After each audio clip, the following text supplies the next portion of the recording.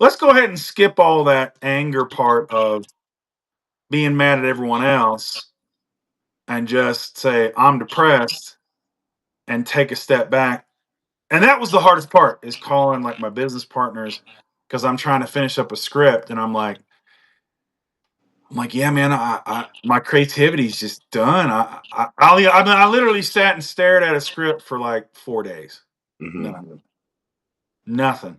So I had to call my business partner, and of course, I got that arrogance too, where it's like, "Oh, I could write this, and it sucks too because when you're 10 pages away on like an 86-page script, you're there, like you're right there, and you might as well be 1,000 miles away, but you're right there, and you're Yeah. like, "Oh, I can get it, I can get it, I can gut it out, I can gut it out." Can't gut it out.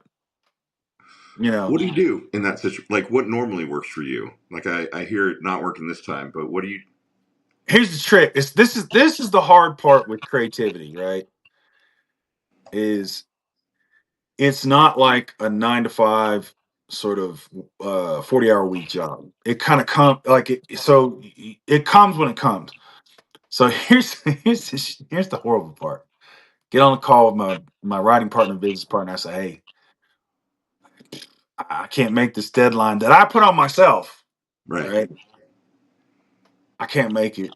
Um, I'm gonna have to. It's gonna take a little longer. And I hated saying that because I felt like I let her down. And she's like, no, you're good. I understand with your mom, everything else, blah blah. And the problem when I get depressed is like, this is a problem for me is like I start getting like violent, intrusive thoughts, like harming myself. And it really what it is just it's me with the understanding that um I'm just overwhelmed, right? Yeah. You know, and so like I was doing this, I'm writing a script and it involves a mother like trying to keep her daughter safe and she's losing her daughter, right? This is the scene I'm trying to work on. Nothing. And I'm just like, man, I'm hate like here it is. I'm walking Tucker, beautiful day. And blue sky, white fluffy clouds, sunny, 70 degrees, feels like 67 with a cool breeze blowing. I mean, it's Oh, just perfect. The perfect weather. perfect. And I'm literally thinking about like, I just want to take a Bowie knife and stick it in my sternum and twist it and crack it open and just pull out all this horrible stuff I'm feeling, right? Yeah. And I just had the call with my partner saying, I can't get this done. Like literally 30 minutes ago. And as soon as I started thinking all these horrible thoughts, I go, man, I bet that character's thinking that. Okay, here's what I'll do with that scene. And my muse showed up. And I was like, chick, where the hell have you been? I Where'd love that you you've got a go? muse. I do too. Like, where did you go? Like she strolled in like carrying lattes and be like, everything good? No, hell no, everything ain't good. You're Right, four right, days late. right. I've been struggling for 4 days, and you've been at Starbucks. What the fuck? Oh, I thought I was off. No, Right. no. The schedule didn't show me schedule. I was like, here's the schedule right here. And she's like, well, you know, you know, I don't like you yelling at me. I'm like, oh my God. And I mean, and that's kind of how it is, man. Is like, I it kind of it comes and goes at like the weirdest times because there's times I can take that I got to be coming through it to take that bad stuff and turn it into something. Yeah. The danger I have with depression is when I'm going into it, um, I try to conserve energy, and I don't know I'm doing it. So the problem with that is like I start shutting down, right? Where Yep. it's like, okay, well, I don't feel like working out. I'm tired. I'll just take today off, and that turns into two, and that turns into three, and that turns into four. And then a week, Or I'm like, and 2 weeks, and then a month. yeah, like I can't write. Okay, I'll set that aside. I just need comfort. I want to play video games and eat bad food, and then that turns into, and then the problem is like you do that and you feel worse because now Yep. you're like, well, I didn't do anything. So I have to force that's kind of one of the reasons I walk a lot of dogs for my exercise and in addition to other things is because if I don't do like because I'm obligated to be there. And so like because it's like, well, if nobody walks these dogs and they're not gonna get walked. Right. It kind of forces me to at least go outside and at least walk. At least do that. Right. So, like yesterday when it was really bad, I was just like, I was thinking about calling. I'm like, I can't do it today. I said, no, no, no, no, no, no, no.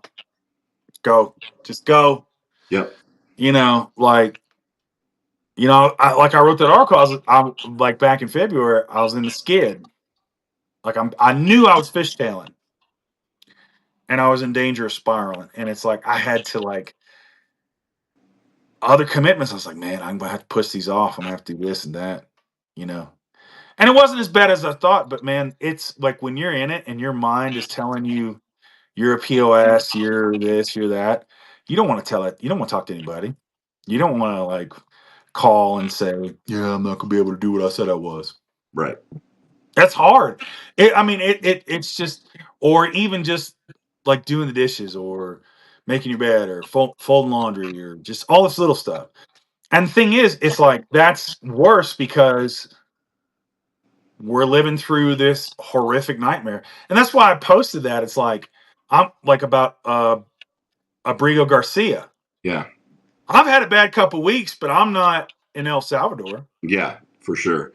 I want to acknowledge two things, Frederick. One, I see all the comments coming in, you guys, and thank you. And I intentionally didn't want to interrupt Frederick, so we'll get to your comments. The other thing, Frederick, I want to say is, man, you are just a taller, straight version of me, bro. Like, I am listening to myself right now describe my depression, and that is, I mean, I don't think it's a misery loves company thing. I think it's a like, holy shit, we're not alone, No, because no, everything that you're describing is exactly what my depression looks like too. yeah. And I, yeah, go ahead. I hate you go through that, man, because I tell you, like, it is a feeling that I wouldn't wish on my worst enemy. Yeah. It's horrible. Like, I've got friends who don't go through it, like, and they don't really they don't really understand what it's like. And I'm not bashing them. I'm kind of glad they don't, because God, I don't want anybody to understand what it's like. Oh, for But sure.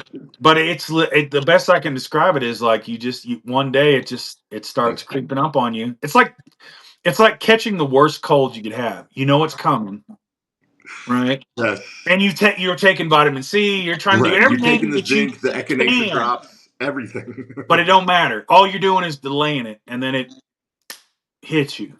Yeah. And so at that point, the best you could do is accept it and try to get out of it. Right.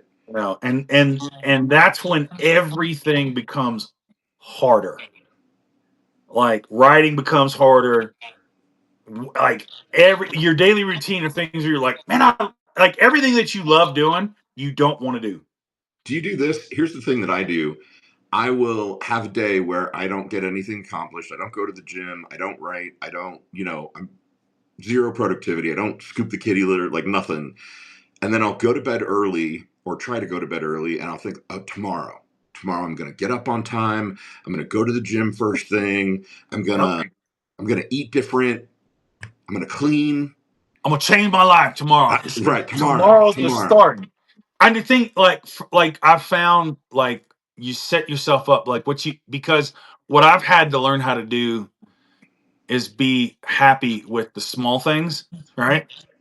Where you got to go, okay, man, like, man, I don't want to do nothing today. I was like, well, go walk Tucker, go do Right. that. It's like, okay, I'll do that. It's like, man, it's like, just do these dishes. These need do this. And so you hyper focus on the moment, right? And it's horrible because you're just like all you're feeling is these horrible things. And I literally have to tell myself now, like I've got this through therapy where it's like I'm thinking of like bashing myself in the face with a hammer or just like horrible things. And I'm like, it's like, bro, you don't want to die, you're just overwhelmed. Yeah. Absolutely, You, man. like you I I have had that exact moment where you're like, no, I'm not going to go jump off that building. I don't want to die. I just don't want to feel what I feel right now. That's it. And you know, and it's like, and and that's the horrible thing is because like, the only reason I know that is because it would pass, and then I go, damn, why did I feel like that, man? Life's Yeah. great. Yeah. I'm loving it, man. Like, what's going on? And what? And so, but when you're in it, I mean, it's just, and I've learned too that like I have to pay attention to being overwhelmed, you Hmm. know. And that's why I tell folks, it's like, if you have to take breaks, take breaks. I do, you Oh, know, absolutely. because I mean, there's just people in your life where we got one in the White House right now that will just, they will make you miserable and wear you out. Yeah. Consume everything, every bit of joy. Absolutely. I mean, I think you were heading this direction, like, and you turn on the news, and you and me and Dana and the folks who are on this call, I think recognize like we're about to be in the fight of our lives. Like Mhm. we've got to save this country. And you know what I do not have the time or the energy for right now is saving a motherfucking democracy for the first time in 80 years. For Like, something that's supposed to work, right, right? We're supposed to have policy disagreements on like, well, how much should the private sector versus the public sector invest in blah blah blah? Like little, you know, well, should the marginal corporate tax rate be twenty right. five percent or 28.6%? Totally. Yeah. Sign me up for Like those things. that.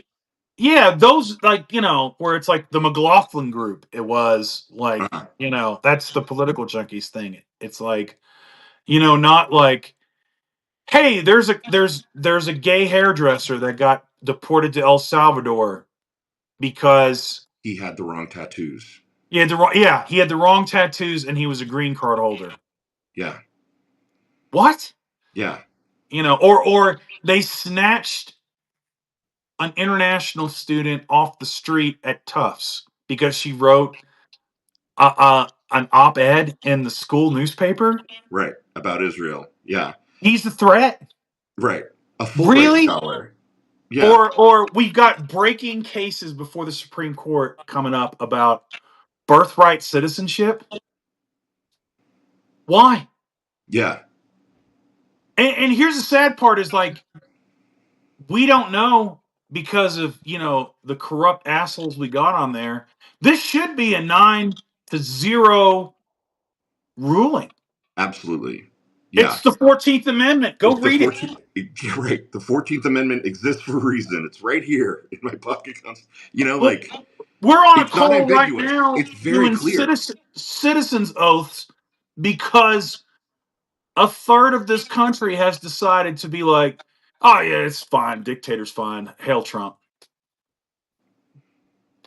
Yeah. Like, and you know, it that we this that's the frustrating thing because when you step back and look at it and go, are we really having this conversation, right? Because while we're wasting all our time with this, we're not preparing for the future for climate change. Right. We're not addressing like you look at Canada with Prime Minister Carney. There, no wonder they had a 25-point swing. I mean, part of that thanks a big part of that thanks to Trump, but like, what's his thing? We're going to build 500,000 affordable new homes for Canadians, Yep. and here's how we're going to do it. I'm like, so Canada can do that, we can't. Right. Right. An economist with a plan, actually based in real world economics. Right. And you know, so what are we talking about? We got what was it, Gorka saying if you're you know, you're talking bad about like deportations that you're a terrorist. Right. What? Like, and yeah, like, so if that is, I mean, it's gonna affect you at times. It affects, I mean, because it's just like, if you care about this country, how can it not? you know? And I think it's on top of the fact Dana and I have talked about this a lot. Hi, Dana. And like modern life feels really complicated right now. Like things that used to kind of be easy feel more difficult. Like I'm gonna sound like an old man, but even like my iPhone, I swear to God, some of the software updates they've pushed out lately have made it harder to use, right? Yeah. Or resetting a million passwords, or God, I really do sound like old man yells at cloud. But you know, it just seems like there's a lot of overwhelm. Like we're replacing a lot of easy things with things that are more complicated. And and I'm not even, a mom of kids trying to like get everyone to art school or, band practice or soccer or whatever. I know I know so many people who are kind of at their limit, their like emotional bandwidth limit. And then you add this administration on top of it and it's like, a meltdown waiting to happen. I think a lot of it is just due to social media, and it's this notion of like, hey, look over here, look over here. Yeah, It's one of the reasons I try not to write doom and gloom kind of content like this is the end of America or anything sort of definitive on the future. I might say like, hey, this is bad and we need to prepare for it, or this is something you need to pay attention to. right. But If you want the but doom and but gloom, folks, come read my stuff. but I mean, but that's the thing is you can't infect it with false positivity either. I think but everything, I think it settles in eventually. Like all new technology, you see this over and over throughout history. Is like every new technological shift leads to disruption, right? Right.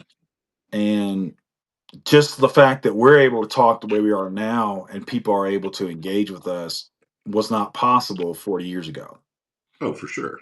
you know.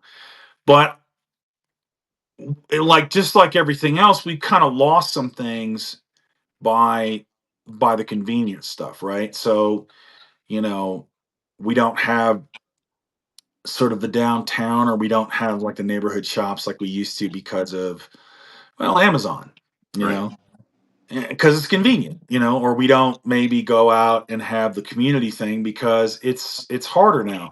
And there's a lot of reasons for that. It's not so much social media, but it's also like parents work way more than our parents worked. They don't have time for community. Like weekends are not sacred anymore, you know? Yeah. And bosses expect you to work, you Whenever. know. Oh yeah, like you like the thing that is convenient also. I remember it's like I used to get text all the way until I went to bed when I was in aviation, or emails that I was supposed to respond to. Right. Or Like you I wake up can, to unanswered emails and you're like, what was my yeah, I boss could doing up never at leave. 3:30 in the morning? My like work was always ever present, you know, and it's just you got a guy in the White House that lives for spectacle, and that's all this is. And that's the horrible thing. There is no plan for fascism. It's fascism, yeah, 100%, but it's literally spectacle. Right. And combined with a narcissist who doesn't want to admit he's wrong. Yeah, round up some guys and say they're MS-13 and ship them to El Salvador. And we'll do a big, because the Guantanamo flights where there was Pete Hegseth, and the C-130 coming in, and they bring off 5 guys. That didn't land, right? Yeah. So let's send them to this horrible prison, and we'll send Christy Nome with her Rolex, and we'll do a photo op. Yeah, but it turns out two of the people, probably all of them, are not really terrorists or criminals. You know, because it's just, well, like ICE. They said round up these guys. Okay, so they did their job. They just went and rounded up some people that look criminal because they're, it's like stop and frisk in New York, right? They had stop and frisk, and what did they find? Overwhelmingly, the cops stopped Hispanic people. Right. Yeah, and so and it turns out like this is not a country most people want to live in. You Yeah. know, Yeah, no, it's true. ICE is going to be stop and frisk writ large, right? Stop and frisk predominantly stopped Latino and Black people, Yep. and ICE is going to confront people who look in any way ethnic. Mhm. So, which brings us to why we're here tonight, at least in part. You know, um, I, I keep wondering, like, what is the thing that we can do next? And I think there are 100 things we can do next. And Mhm. you know, the thing you said about overwhelm and like the disruption that everything that that we feel when something new and big comes through. The thing is, we're living through a time period where it's disruption after disruption, right? Like it's internet and then social media and then AI and then 100 things, and there's not really this feeling that anything is stabilized. And I think, I mean, this is a really hairpin segue that I'm trying to do here, but you know, in combination with the fact that we're not learning civics in school, and Yeah. most Americans have a fifth grade reading level, and we're not really teaching people how to discern truth from fiction or to logically process what's happening. We've lost touch as a nation with what's actually real. And we've talked about this before, that I think there's something about the fact that we say the Pledge of Allegiance to the flag. We say it to the flag and the republic for which it stands. We don't mention the Constitution in there. And so No. I think it's symbolism, right? It's all show and no actual content or commitment. And I think part of what we're trying to do here with the Citizens Oath is actually reconnect people to the foundational document of this country, like the actual rules and instructions that we're supposed to be running this nation by. Yeah.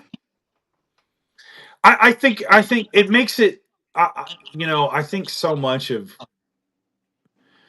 you know you feel powerless, right? Yeah, Um, you feel like there's there's nothing you can do, and you just have to sit there and sort of take it, or you want to ride through it. And you see these town halls; they'll have an effect. The courts are starting to find their spine, yeah, right? Maybe not the Supreme Court just yet, but all the lower courts, oh, they're finding it because if due process goes out the window, what then they are irrelevant. right. Yeah, their Then we entire got nothing. profession, all of it is irrelevant, and they probably don't want to lose like they shouldn't, right? Yeah. Legislative branch is next, and that's where these town halls are important. Well, we're hearing that the places where Bernie and AOC have done their town halls, suddenly those Republican Congress folk are really leery about voting against Medicaid, right? It's not a coincidence. They're No, seeing the power of the people who are showing up. yeah, And, you know, and this is about showing up. This is about kind of showing up for the Constitution and trying to get other people to show up for the Constitution, so that we can push back against Congress and basically say, do your jobs. I took an oath to the Constitution. So did you. I know what that oath says. Like, I know what the Constitution says. You should be doing your job. I don't know if you guys are aware of this, but like, do you know like with the kids like learning new math? Do you know what that is? Like the new Yeah. math. Oh, yeah. Okay, do you know how that came about? I don't actually. Okay, so because like how we learned how to do it, it was different, right? Yeah. How the new math came about was there was this guy in Australia who had this new way of learning, and I've talked to people who are in education. They hate this, but and so it was this. That's where all this new like learning and new math came about. And everybody in Australia was like, this is worthless. This is junk. We're not doing it. However, at one of his seminars he was giving in the US, there were two women from Texas, and they thought it was just a great idea, right? So they picked up his book, and for the next 20 years, they went around to all these districts and all these politicians and said, you should do this. You should do this. And now it's damn near nationwide. And everyone's wondering, how the hell did we get this? Right. Was it some study? that the US did that said this is the most effective thing to do, that this is like the way we should go. No, it was literally two women listening to some RFK Jr. type in Australia on education. Yeah. Yeah, So which goes back to the, the only thing that changes the world is a small group of motivated people with an idea, right? so here it is like, what's the citizens oath going to do? Because make no mistake, Trump may be gone in 4 years, right? Yep. And Democrats may, I mean, come back into power in a big way. But in order to keep that, we've got other things to do, right? Fox News will still be there, and they got to Yep. be taken care of. Like all these other things. And so, like, MAGA you still got to can have exist, something. You got to right? have an anchor. You got to Yep. have it. You got to have something to a focal point to keep you focused. Something that cuts across party, like that would cut across party lines. That's gonna The extremes of our society are not going to care about, but the big chunk in the middle. I mean, what else could it be? It's not the flag because it's the Constitution. Right. That's it. You Yeah. know, If we lose the Constitution, we've literally lost everything. We've lost the country. We wouldn't get it back in our lifetimes. America being an American means something totally different. Then I don't know what it means, but if you know, I Yeah, don't know it what it becomes means at that point. honestly, then it would become something almost more like an ethnicity. Like if somebody says like I'm Italian, they're of Italian heritage, they speak the Italian language. When we say we're American, you know, anyone could be Italian and move to America and become a citizen and become an American. If I moved to Italy, I couldn't become an Italian. I would just be an American expat living in Italy, and that And would go away, right? right, Like, and well, and the other problem is like you have a shifting morass of whatever or who's in power says it is for you to be that. right? That's why we have amendments. That's why we have these things, because if the 14th Amendment says if you're born in this country, you're a citizen, that's what it is. Yep. There's no, well, it's an anchor baby. I don't care. You know, Yeah. my Yeah. ancestors weren't born here. Seriously, when my people came over from, fleeing Russia in the 1880s, yeah, Yeah. my grandfather was an anchor baby. He was the first one of us born on American soil. That's just called emigration. That's called the process that everyone has done since, the founding of this country. And apologies to Native folks who have obviously been here for much, much longer than that. But Well, even they came across the land bridge. I sure, mean, everyone you came want to here go, somehow. you want to go back further, so I mean, the thing is people move. There's movements and so the thing is, what holds a country together is ideals. And if your ideals are racism and white supremacy and Christo-fascism, I don't want to be a part of that. Right. Me neither. Yep. You know, Because that country would not be America. Like in its heart and its soul, it might have the name, they might use the same flag, but that would not be America. That would not be the dream of the founders. It would not be Dr. King's dream. It would not be the thing that we've all grown up thinking and believing that this country could be. like you saw it today because I was walking along, Mr. F your feelings with his Trump flag, right? Yeah. Yeah. Which Yeah. I took a picture once and I put it on. That's actually not my neighbor had a Let's Go Brandon flag, and I put that as the MAGA neighbor I don't want to know. And I've never seen his truck until today. And I just happened to look because normally he backs it up where the plates by the garage door. And I Right. saw BD and Energy, and I went, of course he's got that license plate. Of Right. course he does. Right. And Biden. here's the thing. I Go ahead, buddy. I will fight for your First Amendment right to have your F your feelings flag, you know, and your BD Energy license plate. Right. Sure. Even though But I I know also you have the wouldn't First do the Amendment same to for me. laugh in your face when I see you Yeah. and flip Yeah. you off, idiot. So I mean, I don't want to send him to El Salvador, you know, maybe Angola, Texas, but like, he's ignorant. But that's the thing, man. Is like it's these people that I do not want some diaper wearing, drug addled freaking, man baby, adjudicated rapist, convicted felon, malignant narcissist deciding on what's American. Yeah, You know, it's yeah. like, We are doomed if that is what we let happen. it's like, because these MAGA folks, it's like, you wouldn't be out there at Valley Forge, and it shows, man. Don't give me this mess of your patriots. No, Yeah.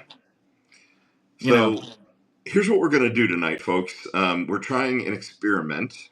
We are going to, if you would like to take the Citizen's Oath administered by Frederick or me, go ahead and drop your name in the chat. We're going to do a first come, first serve basis. And here's how it's going to work.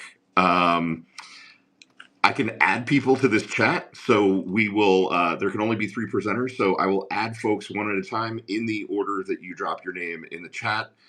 And we will administer the oath. You can pick which of us gets to do it. And then when you're done, I will unadd you from the chat.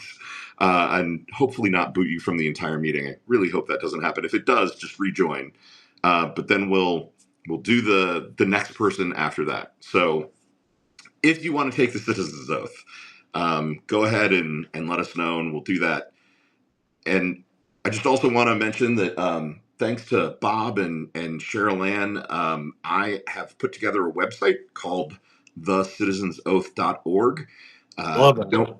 Don't worry about the domain names being stolen, because I also bought the citizensoath.com and citizensoath.org and citizensoath.com. Nobody's going to outmarket us. So those all point at thecitizensoath.org. It's a simple website. It's got the oath. It's got why we're doing it. It's got some simple next steps, which are built upon what Dana and I have talked about with Frederick over the course of the lives we've done together. There's a flyer that you can download that you could take to the upcoming rallies. Yes, it's thecitizensoath.org. And you don't need to worry about capitals or anything. It's the internet. It doesn't care if you lowercase stuff. So print out some of those flyers and bring them. I think it would be amazing if we could get folks who are, actually videoing friends and family and get that posted. I'm in the process of getting socials for the Citizen's Oath for everything. So, yeah. And there's a snazzy shirt. If you want to buy the shirt, it would help offset some of the costs of building the website. What's crazy is no one has volunteered so far, Frederick. So this may be. Hey, you put them on the spot, man. Yo. Yeah, that's okay. Like, but we could talk. And if anybody wants to jump in, it's fine. I mean, Lawrence is paying attention. I'll just jabber on. I mean, you and me could jabber on forever, and Pretty then much. get Dana in the mix next time, and the 3 of us can. Dana and I were joking. Your ears might have been ringing, Frederick, because you are possibly the only person who is more verbose and garrulous than either she or I. Like, the 3 of us are all happy taking a microphone and just be like, "Oh, this is on. Okay, here." Let me That's it. I was like, all right, let's do it. It's like people say, hey, I've gone on, if I've done a live, it's like, you need some prep. I was like, no, let's just launch, bro. Let's do it. Like, Yeah. let's Oh, go. hey, Susan is saying, tell us what the oath says. And I'm sorry, Susan. I guess we've talked about it a couple times, and I just sort of think people know. So what I did is I took the oath to the Constitution that elected officials take, right? So Yeah. there are a couple different versions. There's one that, as Frederick can tell us, folks in the military take a version of the oath that kind of vows loyalty to the president of the United States in addition to the Constitution. We didn't want that in these current circumstances. No. So I took a version of that oath that elected officials say, and I just added a line that says, rather than discharge the duties of the office to which I have been elected, it says discharge the rights and responsibilities afforded to me as a citizen of the United States of America. So I'm going to read the whole thing right now, just so everyone knows. And thanks to my friend Bob, we have added, if you don't want to say the "so help me God" part at the end, you can say "this I affirm under penalty of perjury," which is a common substitution that's used for other oath takers, if they're atheist or don't want to take an oath to God. So it's I, my name, do solemnly swear or affirm, if you're going to do the affirm under penalty of perjury, swear that I will support and defend the Constitution of the United States against all enemies, foreign and domestic, that I will bear true faith and allegiance to the same, that I take this obligation freely without any mental reservation or purpose of evasion, and that I will well and faithfully discharge the rights and responsibilities afforded to me as a citizen of the United States of America, so help me God, or this I affirm under penalty of perjury. And that's it. It's designed to be something that's freely taken. Honestly, I would not want to live in a world where anyone makes anybody do this. So if you don't want to do it because you don't like America, or that was a wrong way to say it, but if you don't want to do it because you're not comfortable making a public oath like this, don't do it. But I know for me and for Frederick and Dana and some other folks who have taken it, it feels good to kind of like touch grass, to like put your hand on the Yeah. thing that is the rule book of our country. Yeah, go Well, ahead. I think part of the reason I like, or the big reason I like it, is and I wrote a piece about it, about oaths. But the other part of it is, man, is like the right has co-opted um patriotism and then perverted it, right? And there's this, and it seems to me like there's this feeling on the left that we can't like or even love our country Yeah, because we don't want to be like them, right? And it's not about like, loving your country doesn't mean like you accept things and you don't push to change it, or you look at the past with rose colored glasses. You know, you can see all the ugliness and everything, but the thing is, like, and you can see this all the way from our founding. There have been people that have, like, America is a story of, yes, oppression and genocide and horrible things, but there have been people who stood against that. You know, um, like the abolitionists or the suffragettes, or Joshua Chamberlain and the boys from Maine who held the line at Gettysburg. You know, where we didn't have like, because of them on uh Little Round Top, we actually, and the Minnesota, in Devil's Den, we have a whole country. We don't have a Confederacy. We're not split. yeah, It literally came down to that moment, you know, because had we lost at Gettysburg, probably ends the war. McClellan gets elected, Lincoln doesn't get reelected, and that's right. it. And Yep, and or you look at all the African Americans who've served, like, or Native Americans, or like the Code Talkers. All these people that the Trump administration wants to purge from history, that who were oppressed and had every right to say no, but didn't. And like that, you can be proud of that stuff. You know, like and I mean it's, or there's so many examples throughout our history. We're an imperfect experiment, and the goal is to continue moving forward. yeah, And you can be proud of the lights in the darkness and the shining examples that we have. You know, and so it's, like, that's why I like the oath, because it's an attempt to take that back from the right that seems to think like they're the real Americans and we're not. yeah, And I think too much of that gets internalized on us, right? that we can't be proud of America, that we can't be, proud of the work that we're doing, you know. Yeah. And that's why I like it, you know. And it's not like, here's the thing, we're not asking you to swear it to the government, Right. you know. It's to the Right. Constitution. Right. It's literally to the Constitution itself. And one of the things that I love about it is who could object? Like, if we do this, like if I videotape myself taking the citizen's oath to the Constitution, who's going to be mad at me? Trump? MAGA people? Like, why would you be mad at any American reconnecting with the Constitution and taking an oath to the Constitution unless you don't want them to be loyal to the Constitution? Because what you really want is for them to be loyal to you. You I'm know, sure I'm sure they'll have a problem with it somehow. and You know. somehow, right? Some way we Yeah, can't imagine. you Yeah. know.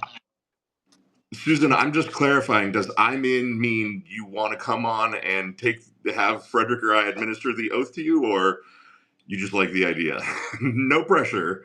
It'd be okay if nobody jumps on this and actually does the oath tonight. It's just fun talking about it and kind of expanding the. Susan says yes. Susan's in. All right, Susan, I am adding you. All right, keep talking, Frederick, while I work some magic here. All right, so let's see. I got to go get the chicken for the blood sacrifice. He's kidding, Susan. He's kidding. No, I'm not wasting a good chicken. you know.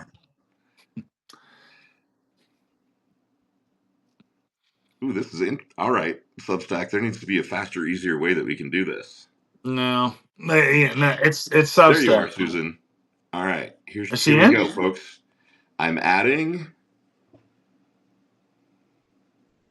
Just Oh waiting yeah, for Susan. she gets the lobby. Yeah. So, but yeah, man. I mean, but that's why I like it, man. It's yeah. No, the Constitution is that's the keystone. The government can change. It's replaceable. Yeah. We'll get new leaders if we don't like them. You know. I got you anyway. There she is. Hello. Hi. Thanks for Hi, joining. Susan. Hi. You are, yeah. All right. Good to have you. You are Yeah. technically, so we did another one on Zoom. Yeah. So I think you might be the first one to be on live and to take it live. Yeah. Yeah. So last time we Yeah. had Bob, my buddy who's helped me with the website, and Cheryl Ann, who, man, if you want a masterclass in calling your representatives, you need to talk to Cheryl Ann because she has got it down. She knows how to pick up that phone. I talked to her this morning and she was like, "Oh, I'm only calling 10 or 15 people today." And I was like, "What?" So, Susan, you're the first person to do it on live. So, thank you for jumping in. I'm going to nominate Frederick to read the oath to you because he's got such a great voice and he Are you knows sure? he knows how to pause at the strategic place. Let's I'm see. going to learn So from him while he's I doing got I got you. I got to pull it up. The Citizen's Oath. Like, you know what? I'm gonna do it off of your Substack, buddy. Nice. That's what I'm gonna do. You know, like. So where are you from, Susan? If you want to, like, where you live? Like, what state are you living in? Michigan. Can you hear me, or do I have to talk? I can No, hear we can you. hear you. Oh, okay. Are you low? Are you Upper Peninsula or Lower Peninsula? Lower Peninsula. Dig it. I worked at DTW. So I lived in Belleville, outside Okay. of Detroit. Yeah, Yeah. yeah. So I was there for 6 months. Yeah. So yeah. All right, Frederick, I Okay. just put it in the chat, although it's kind of chunked out because apparently Substack chat won't let you do more than like 300 characters. Oh no, I got it. I got it. Okay, nice. Nice. Okay, you ready, Susan? I'm ready. Okay. Let's see. I state your name. I, Susan Genzer, Do solemnly swear do solemnly swear that I will support and defend the Constitution of the United States that I will support and defend the Constitution of the United States against all enemies, foreign and domestic, against all enemies, foreign and domestic, that I will bear true faith and allegiance to the same. that I will bear true True faith faith and and allegiance to the allegiance to the same, same. That I take this obligation freely, that I take this obligation freely, without any mental reservation or without, purpose of evasion. without any mental reservation or purpose of Evasion. evasion, There you go. And that I will well and faithfully and that I will well and faithfully discharge the rights and responsibilities discharge the rights and responsibilities afforded to me as a citizen of the United States of America. afforded to me as a citizen of the United States of America. So help me God. So help me God. There you go. All right. Congratulations, Susan. Thank Yeah, nice job. I love it. I I always love love it. asking people how it feels to take it. You know, like you did this of your own free will. You're touching the Constitution. Kind of, how does that make you feel? It makes me feel good. Yeah, Yeah. that's Nice. awesome. It's right That's up there with awesome. holding those signs on April Right? 5th. It exactly. It's empowering. Like at being out there on the Yep. side of the road holding up those signs. I love it. Yeah, Yep. it's the thing that binds us all together as Americans, you know? Yeah. Yeah. And it's that's awesome. I love it. Thank you for doing it. Thank you, Appreciate it. Susan. You're very Yeah. welcome. All right, so I'm gonna take you off of being a presenter now. Okay. Hopefully, it keeps you inside the meeting. If it doesn't, just please rejoin. Okay. We're experimenting with the joy of Substack right here. Gotcha. Thanks, Susan. Thank you, Thank you, Susan. guys. Bye-bye. Bye. Okay, it said remove participant from live video, so I think that did what we wanted it to do. That was awesome. Thank you, There you Susan. go. Who wants to go next? I see Kat over here cheering in the comments, so I kind of think Kat maybe. Maybe. If you want to. No pressure. Yeah. That's awesome. I mean, and that's great. I love this because it's a way, again, it just, you feel the connection, right? You know, it shows that like we have these shared values that we all care about. Yeah. Hey, Well, Susan's still here. Awesome. Cool, yeah, cool, cool. Susan's still here. Yeah. Oh, Kat, yes, I'm sorry. I did just call you out, but don't no pressure. We've literally I saw you cheering the freely part, and so I think you get it. That this is a thing that Yeah, she's people's their own she's rule. down. If she can always refuse. I think Nice. she wants to Okay. do it. Let's do it. Let me see. All right, Kat, you've got such a short username. Let me see if I can add you or find you in the overall scroll here. So Kat, is this you, Kat Lee? I know it's not Cat Turd because we all know who that is. If he manages to show up, I'll give him an earful. I'll give him 2 Oh my earfuls. goodness. Yeah, that would be absolutely insane. So one of the things that Bob reminded us of is no, I know you're not Cat No, Turd. we know that. Yeah. No. I'm just trying to figure out your handle, Susan. Is it @cat? Oh wait, actually, if I hover over your name. Yeah, there you go. See, I'm learning stuff here too. Oh, @Catherine Ann Bauer. Okay, I got you.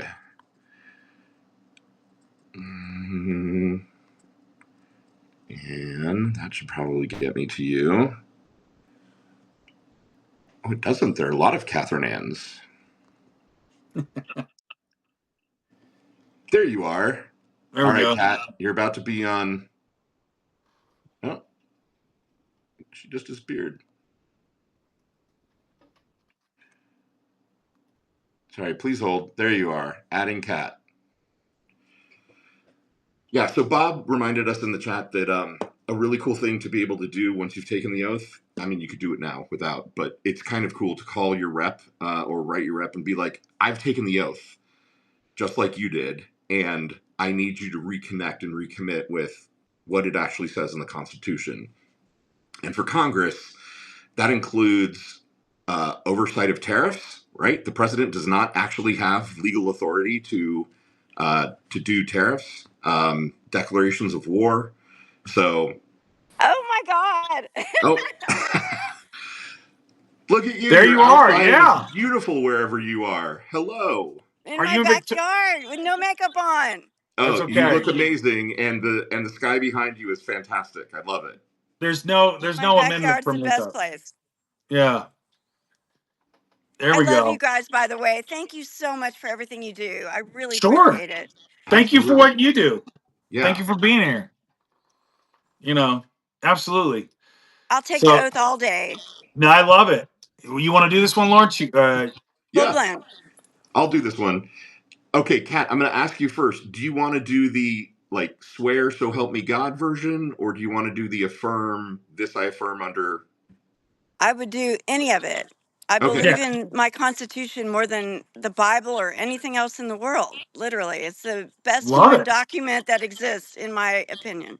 God bless. All right. Well, I'm going to do the swear so help me God version then, if that's okay Okay. with you. All right. So I state your name. I, Catherine Bauer, Do solemnly swear do solemnly swear that I will support and defend that I will support and defend the Constitution of the United States the Constitution of the United States against all enemies, foreign and domestic, against all enemies, foreign and mostly domestic, that I will bear true faith and allegiance to the same, that I will bear truth and allegiance to the same.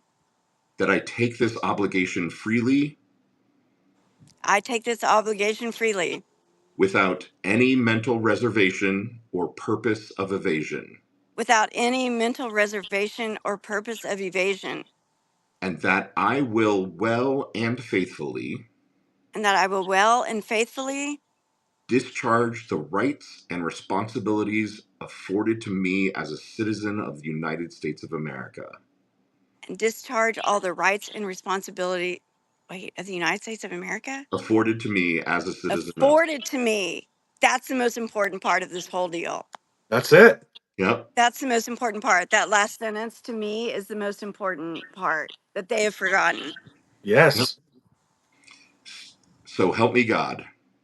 So help me God. And Woo! whatever else is out there. Woo! Woo! Go, Kat. Where are you joining us from, Kat? It's beautiful in your backyard. I'm from Texas. I'm in Houston right now. Right Oh, on. dig Go, it. Houston. Yeah.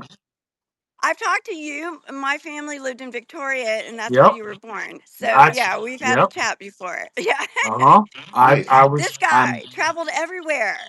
I was born in Victoria. That's where I came into the world. You know. Yeah.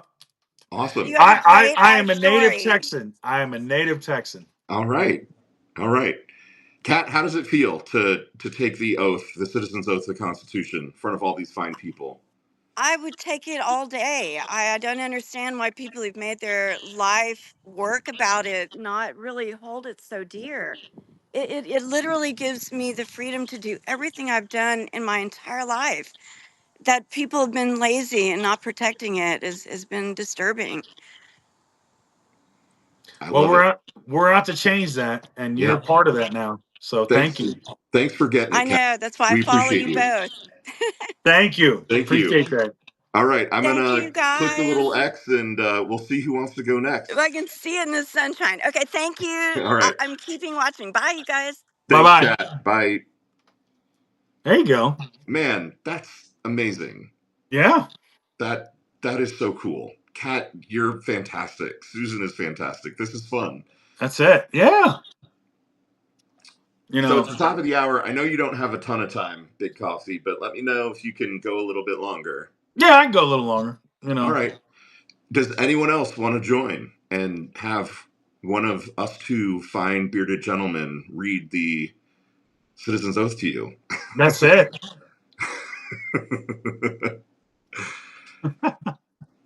So, Frederick, I'm going to reflect back something you said earlier. You were talking about imperfect, right? And the idea that the country is imperfect. Yeah. That means a lot to me because it's taken me 55 years, but I finally gotten to the point in my life where I realized, like, I'm imperfect and that's fine. Like, that, Yeah. it's okay. Like, my entire life of trying to, be perfect is bullshit. Like, I can love myself as an imperfect person. And I feel the same about the country, right? Like, I love this country. I absolutely know that it is flawed and imperfect. The Constitution is flawed and imperfect, right? It has that whole bullshit 3/5 of a person thing in it. But they built it to be amended so that it could, like us and like the country, continually evolve and get better. And I don't get anyone who can look at. I know how much negativity America. I know that America's done bad things, Yeah. but there's so much good that we have brought into this world, and so much more that we can do, unless we let it fall into dictatorship, in which case it's just going to be the biggest force of evil that has ever existed. I Yeah. No, I get it. I mean, and here's the thing that I mean, life isn't binary, and it's not an all or kind of nothing thing. The same society, the same people who elected Donald Trump also elected Barack Obama. right, And we always have the capacity to push forward and do better. Always.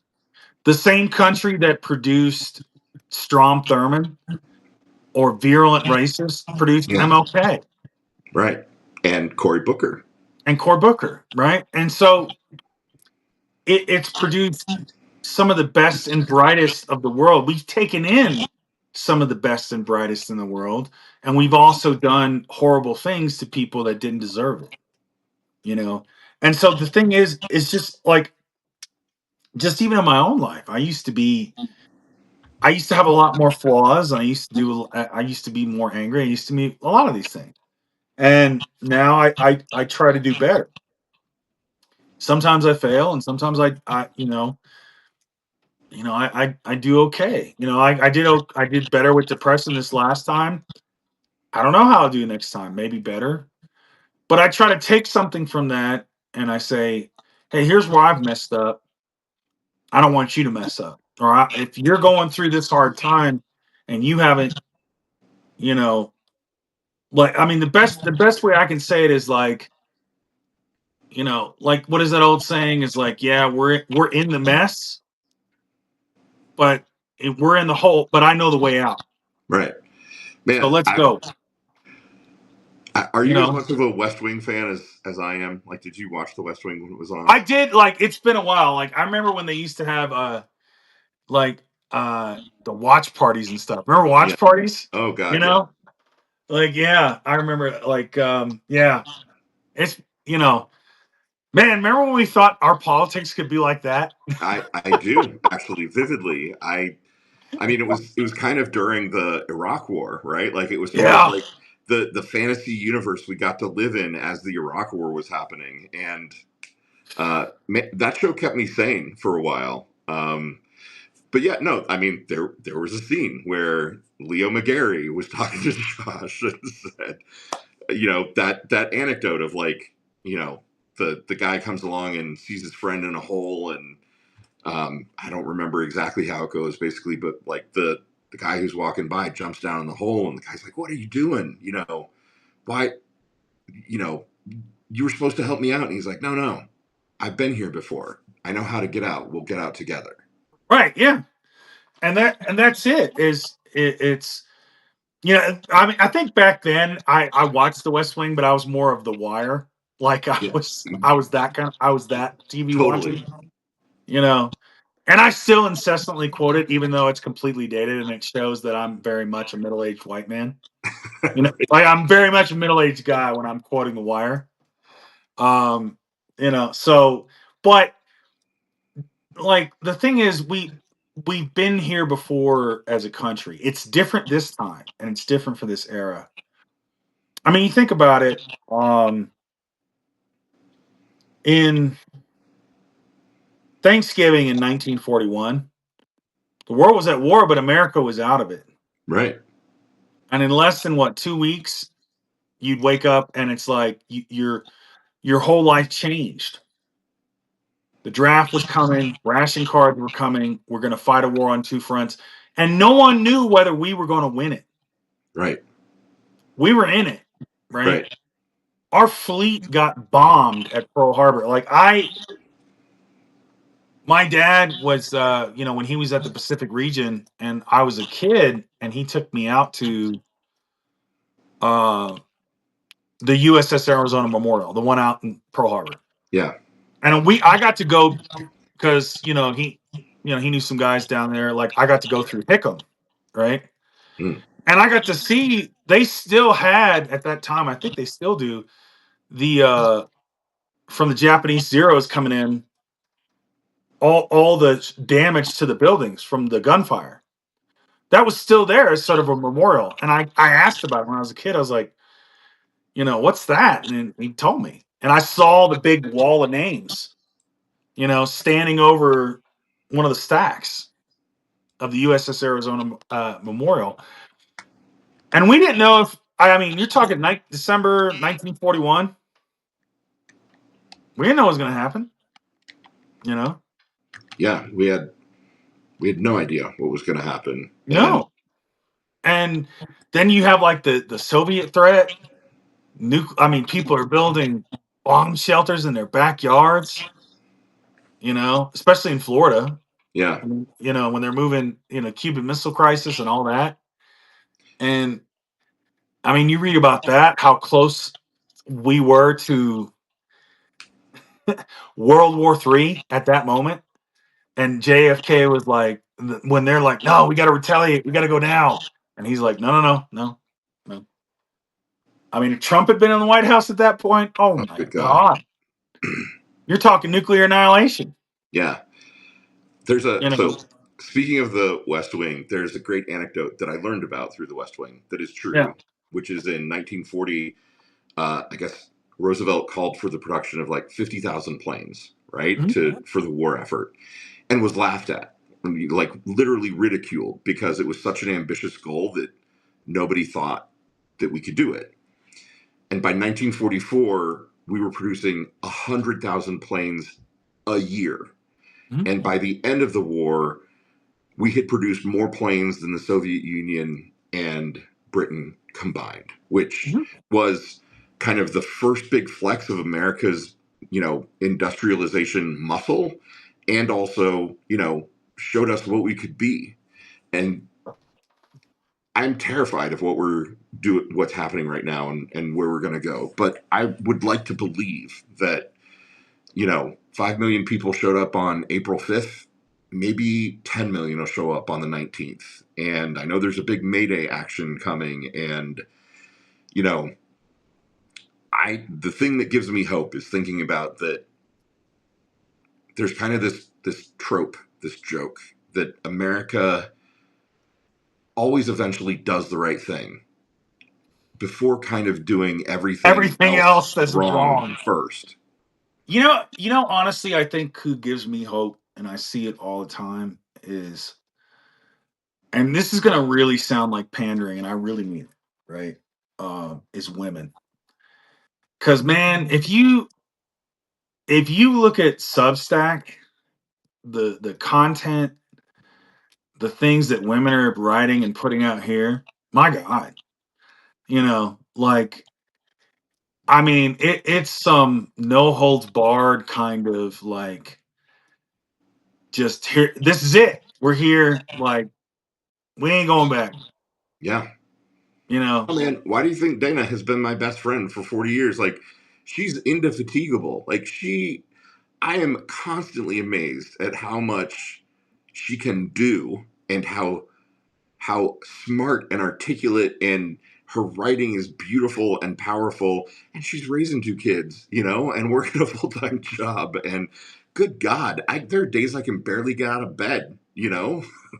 I see, and I think that is where I see the changing of the guard with that, right? I see this, like, because like And that's why I write a lot about men's issues. Like, I typically don't write a lot about women's stuff, or it's like, for me, it's okay, my lane is here, and mostly because that's the audience that really needs to hear what I'm trying to say.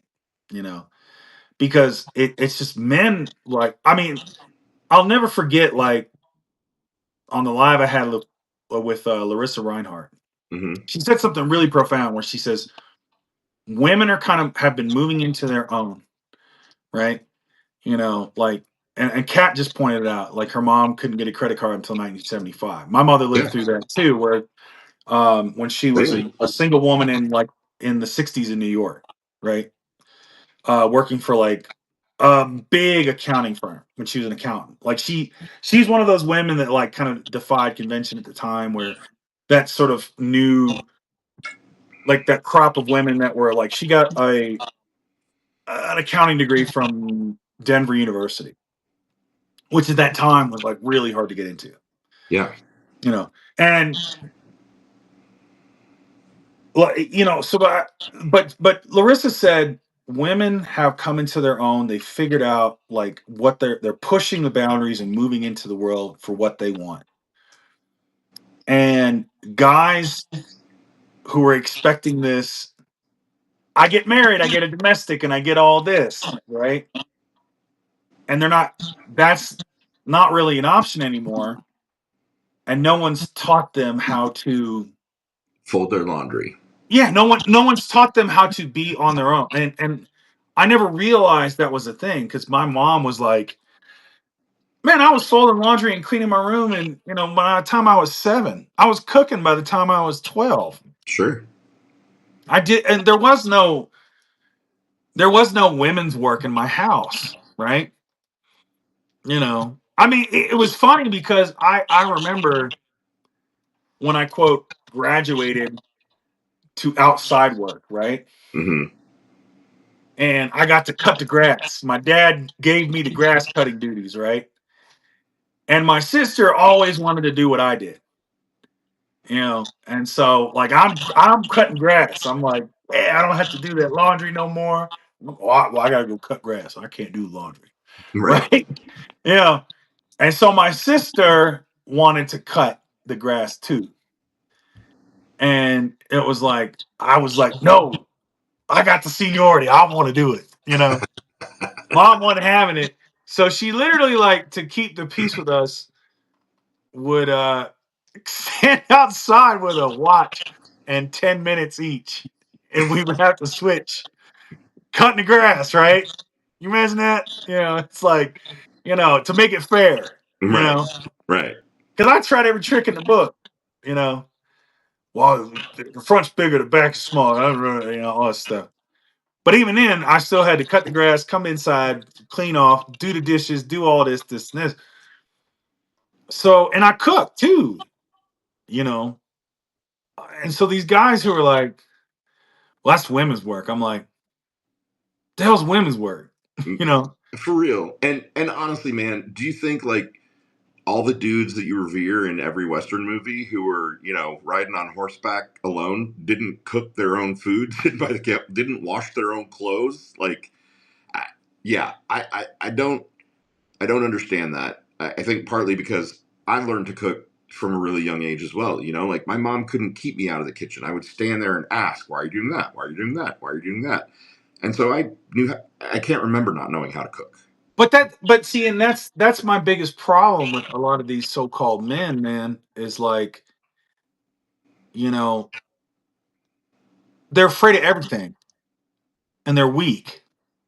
They're afraid of gay people. They're afraid of women, independent women. They're afraid of, like, oh, I can't do this. I don't want to woman work. I don't want this. And I'm like, damn, man, like, you have all these things that have made you weak. I've never. It's like, oh, it's like, are you intimidated by women? I've never been intimidated by women, Right. because okay, she's smarter than me. Great, I can learn something from her. Fantastic, you Yeah. know.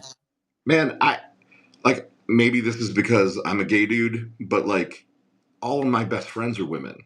All of my biggest allies are women. I love my mom. I love my sister. I love like, I want, I've wanted a woman to run this country since I was 10, you know, because I looked at history books and I was like, why has there never been a woman president? You know, and my parents explained whatever they explained in the moment. I was just like, well, that's not fair. There should clearly be a woman running the country, Right. you know? So I don't know. We Maybe had two of them that were really qualified, we had two really qualified women. women, and like and everybody said nope, and it's like, and they voted for that boob. Really? Yeah, Yeah, I know. You know, we go over that so many, but that's I think but going back to it, I think that's what gives me hope is like, you know, the more I see women kind of come into their own, my hope is if men can get their enough like, and there's a lot of us. I don't want to say it's all of us, man, but like if men can get their shit together, you know, and back women up, man, and do better, man, we have something good, yeah, you know. It's like just stop taking the energy you put into oppressing these other folks and put it into making yourself better.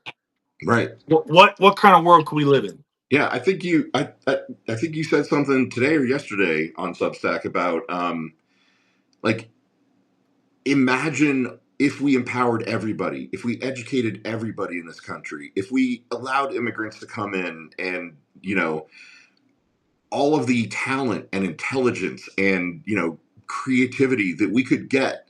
Like if we truly just tried to empower every person, regardless of, you know, race or gender or whatever, who knows? Didn't you say I something like can't I you were can't talking about remember Steve which. Jobs' dad? Yeah, I can't remember which historian said it, but they said, you know, it might have been MLK, but it's like imagine how many Einsteins died in the fields as Right, slaves and right. change. Oh my God, yes. And part of that was when I was in the I was in a World War One class and I was an undergrad, and Dr. Fritz at ETSU, you know, he hammered us one week, and we read uh like this. We would read first like primary source documents. So we're talking about journals, everything else.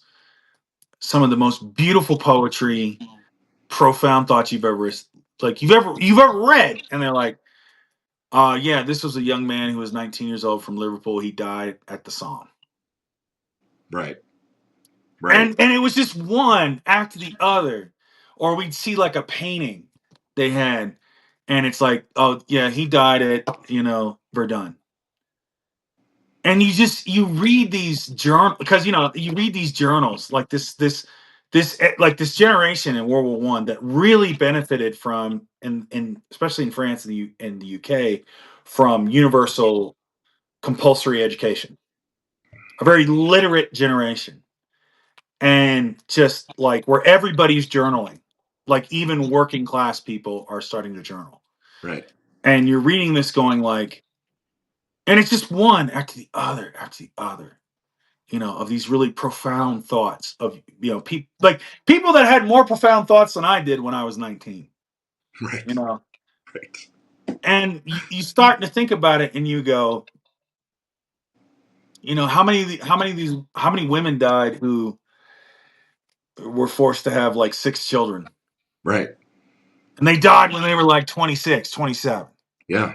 you know, or they never got an education because of their gender. My grandmother, so on my dad's side, my grandmother was really proud of the fact that she was one of the, so she was born in 1909. She was one of the only women in her, you know, part of St. Louis where they lived who finished high school.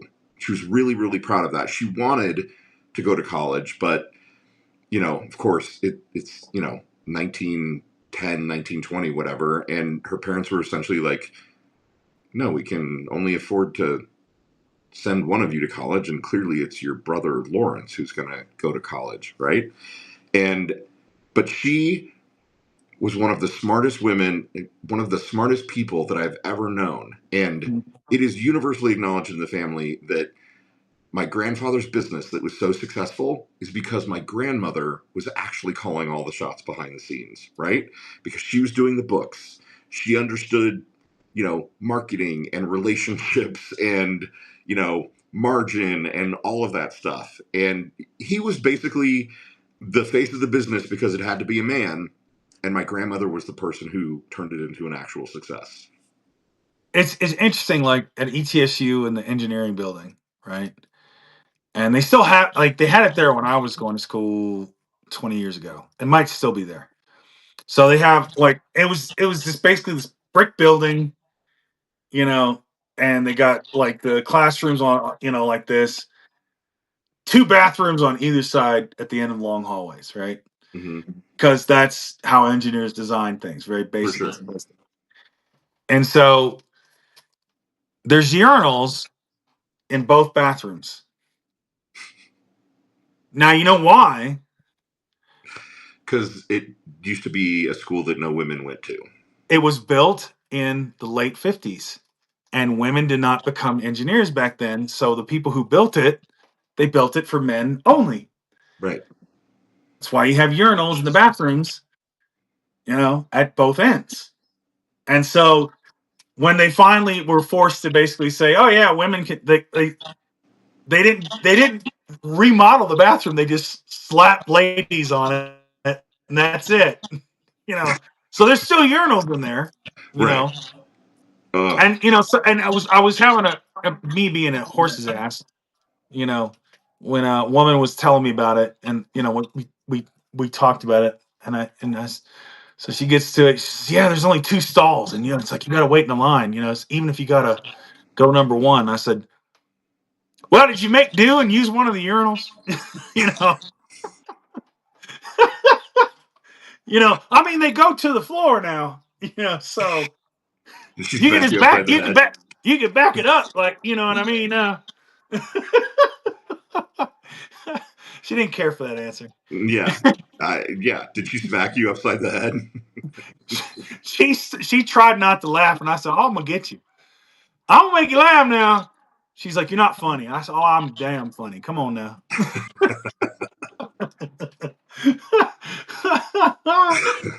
I said, "Go ahead and you show that patriarchy what you think of that urinal, girl." Hmm. Yeah, she didn't care for that. Yeah. I think I eventually got a smack. So, you know, You probably didn't get a but number out of it. Is no. Well, no, we were friends. But yeah, you'd be surprised with what I get the number out of. Oh no. Oh no, hell, everybody. We're hell, about I'm to go off surprised. the rails. Hell, I'm surprised about it. Sometimes, I mean, most of the time, it's when you just like, it's when you try too hard, you don't get it. Right. You know, like, Right. Yeah. It's when yeah, you're relaxed and just kind of laughing and having a good time that. yeah, acting a fool, and all of a sudden, it's just like you're like, and I'm shocked. I'm like, shit, that worked. Like, all right, let me see if I can bottle that and try it again. Nope. Yeah. No. Not with intention. Not with Hell intention. no, it don't work like that. I wish it did. Well, no, I'm 48 now. I'm just like, mm-mm, most of the time I see women now at 48, I'm just like, go in peace. you know, go with grace before you. Like, I, we do when Dana's back. We're gonna have the episode where we talk about dating because I'm telling you, man, if when I think of like 19-year-old me who was freaked out because I was gay and had no oh idea what God, I was doing for like if I could go back in time and just be like, dude, one day you will be 55 and you will look like a daddy bear and you will I have know they're gonna no be all over shortage you, of man. people. They're gonna be all. I think, man, it comes down to charisma. It comes down to just like, and I hate to say it, man. Like the other men have just turned into such jackasses. The bar's so low. Hmm. I damn near have to be careful I don't trip over it.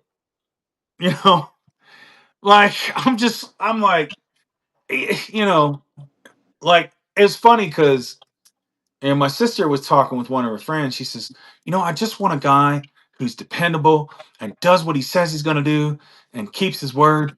And she's like, oh, so the bare minimum? Right. With the That's literal the bare bare minimum minimum. now. Oh, you mean being actually interested in another human being and caring about them as a legitimate, independent person who has thoughts and feelings?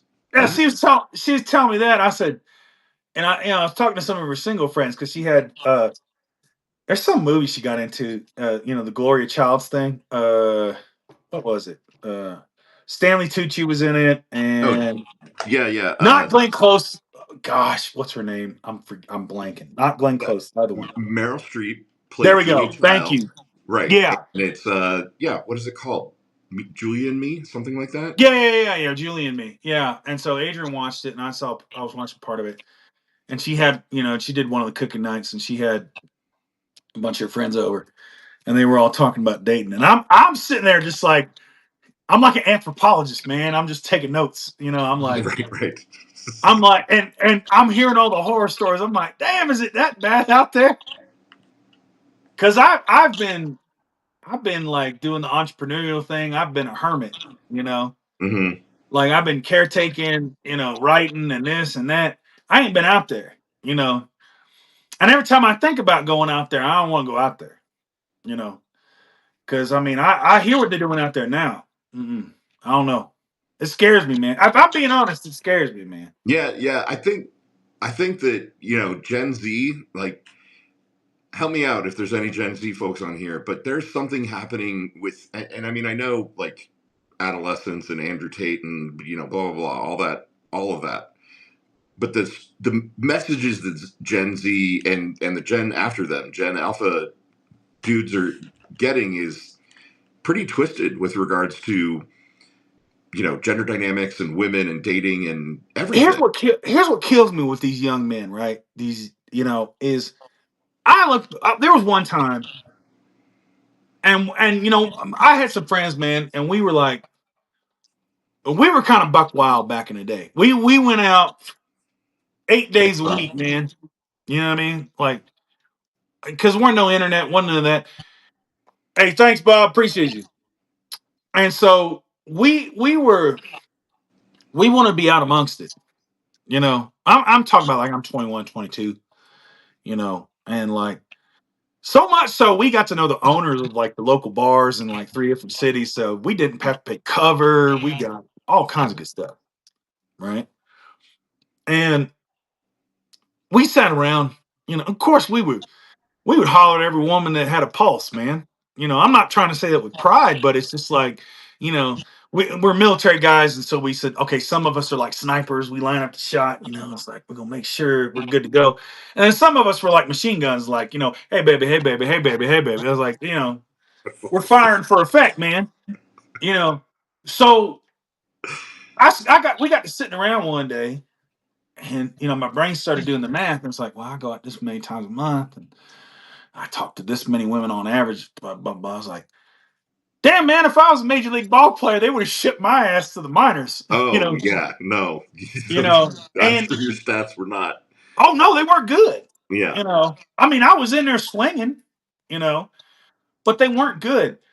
I think they were somewhere in like the 200s. Like, they would have been like, yeah, he's got potential, but we need to develop that boy. Hmm.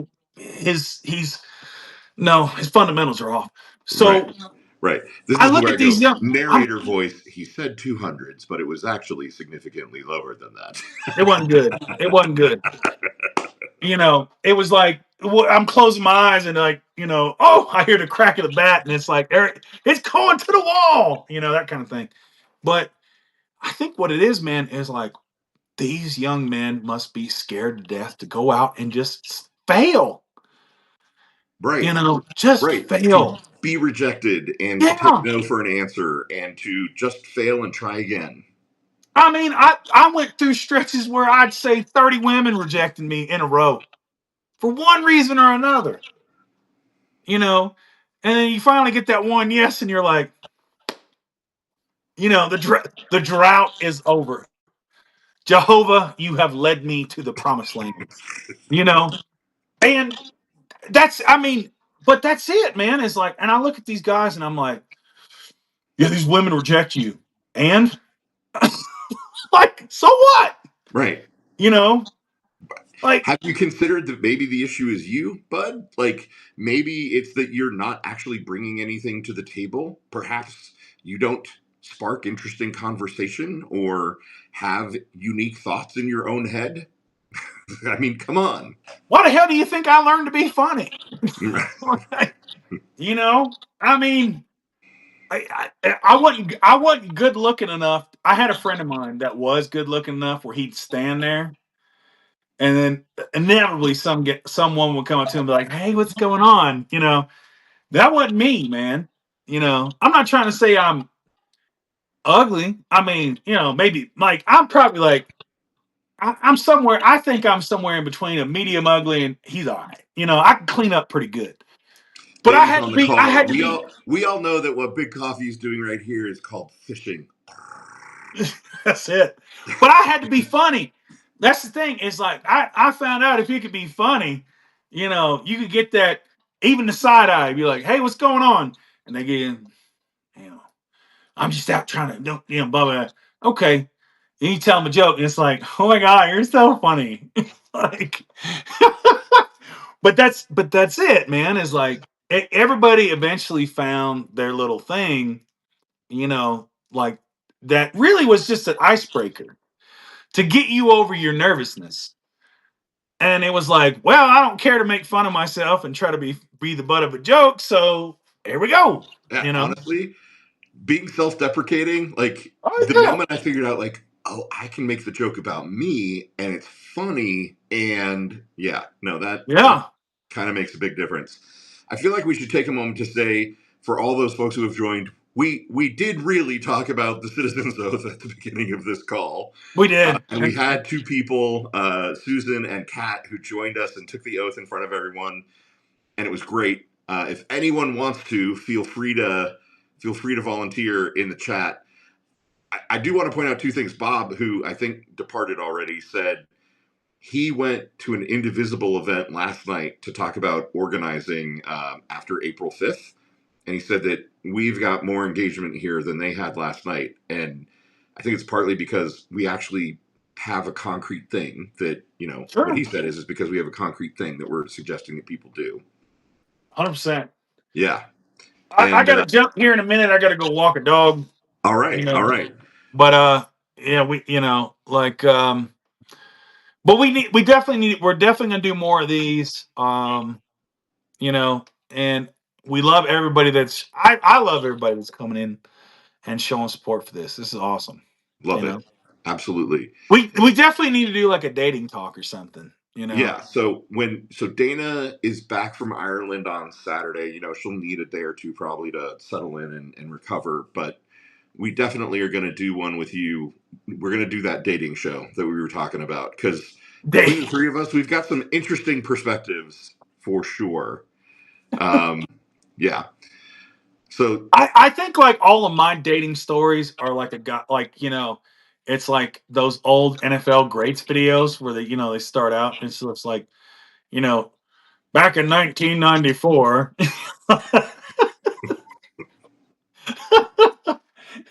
Well, see, you know, back then you couldn't DM anybody. You had to right, actually call seriously, them. we didn't have these fancy cell phones back then. You see, So you had to call them on the phone, and then you know you hope she was home and be like, "Hello." You didn't want to get the answering machine, right, right, you know. So then you had to convince the woman to come out and meet you in a public place, and that so you know that was tough.